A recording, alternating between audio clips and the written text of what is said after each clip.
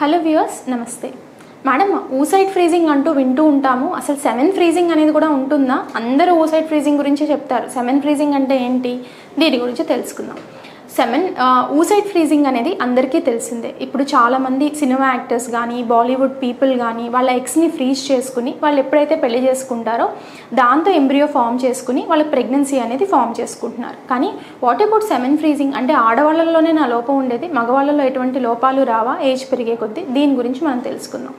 Generally egg, embryo అనేవి అలాగే freezing అయితే జరుగుతాయో, సెమెన్ ఫ్రీజింగ్ అనేది కూడా ఒక క్రయో ప్రిజర్వేషన్ మెథడ్. దాని ద్వారా ఏంటి అంటే సెమెన్ని మనం ప్రొటెక్ట్ అనేది చేసుకోవచ్చు. ఇది ఏ కపుల్స్కి యూజ్ అవుతుంది? మెయిన్లీ సెమెన్ ఫ్రీజింగ్ అనేది చేసేది ఆంకాలజీ అంటే క్యాన్సర్ పేషెంట్స్లో చేయడం అనేది జరుగుతుంది. ఒకవేళ ఒక అబ్బాయికి కానీ క్యాన్సర్ ఉన్నట్లయితే ఫ్యూచర్ ఫర్టిలిటీ తగ్గే అవకాశం ఉంటుంది. కాబట్టి ఆ అబ్బాయి తన యొక్క వీర్యకణాలని ఫ్రీజింగ్ పద్ధతి ద్వారా జాగ్రత్త చేసుకోవచ్చు.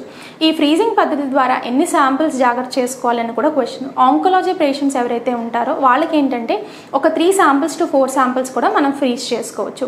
దాని ద్వారా వాళ్ళ ఫ్యూచర్లో రిప్రొడక్టివ్ క్యాపబిలిటీ అనేది ఉంటుంది. కాబట్టి ఇంకెవరెవరికి చేస్తాం సెమెన్ ఫ్రీజింగ్ అనేది? చాలామంది, ఇప్పుడు నేను లాంగ్ డిస్టెన్స్ కపుల్ని చూస్తున్నాను. హస్బెండ్ దుబాయ్లో ఉంటారు, పాపం వైఫ్ ఇక్కడ ఉంటుంది. అండ్ చాలామంది మన ఇండియాలోనే చాలామంది మనం ప్రొటెక్ట్ చేయడానికి బయట ఉంటారు, వాళ్ళ ఫ్యామిలీస్ అనేవి ఇక్కడ ఉంటాయి. సో అలాంటి కపుల్స్కి ఏమవుతుందంటే ఈ లాంగ్ డిస్టెన్స్ రిలేషన్షిప్ మూలంగా పెళ్ళిళ్ళు అయిన తర్వాత చాలా ఏళ్ళు పిల్లలు లేకపోవడం అనేది జరుగుతుంది. సో ఈ కపుల్కి కూడా సెమెన్ ఫ్రీజింగ్ అనేది ఒక బూన్లా ఉపయోగపడుతుంది. సెమెన్ ఫ్రీజింగ్ చేసుకున్న తర్వాత వాళ్ళు ఐయుఐ పద్ధతికి కానీ ఐవీఎఫ్ పద్ధతికి కానీ ఈ స్పర్మ్ శాంపిల్ని వాడుకోవచ్చు. ఈ సెమెన్ ఫ్రీజింగ్ అనేది ఎన్ని రోజులైనా సరే మనం అలాగే శాంపిల్ని ప్రొటెక్ట్ చేసుకోవచ్చు అనమాట.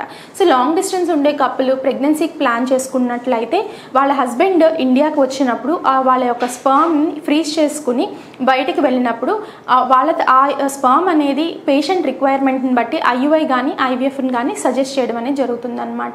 కామన్గా ఈ సెమెన్ ఫ్రీజింగ్ వచ్చేటప్పుడు అడిగే క్వశ్చన్, మేడం స్పర్మ్ డ్యామేజ్ ఉంటుందా అని చెప్పేసి. జనరల్గా స్పర్మ్స్ అనేవి మిలియన్స్ ఆఫ్ స్పర్మ్స్ అనేవి ఉంటాయన్నమాట. వాటిల్లో కొన్ని డ్యామేజ్ అయినప్పటికీ మిగతా స్పర్మ్స్ కన్సీవ్ అయ్యే అవకాశం అనేది ఉంటుంది. I have certain couple in Vizag.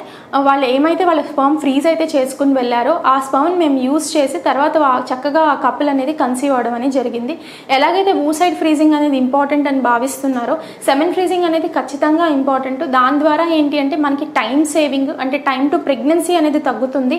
And పేషెంట్కి స్పర్మ్ ఫ్రీజింగ్ గురించి కూడా ఎడ్యుకేట్ చేయడం అనేది చాలా చాలా ఇంపార్టెంట్ అనమాట. ఎలాగైతే ఎగ్ క్వాలిటీ అనేది తగ్గుతుందో ఏజ్ రిలేటెడ్ స్పర్మ్ క్వాలిటీ తగ్గడం అనేది కూడా ఖచ్చితంగా అనేది ఉంటుంది. సో ఈ స్పర్మ్ ఫ్రీజింగ్ ద్వారా ఆ ఎఫెక్ట్స్ అనేవి కూడా పోయే అవకాశం అనేది ఉంటుంది. Thank you viewers.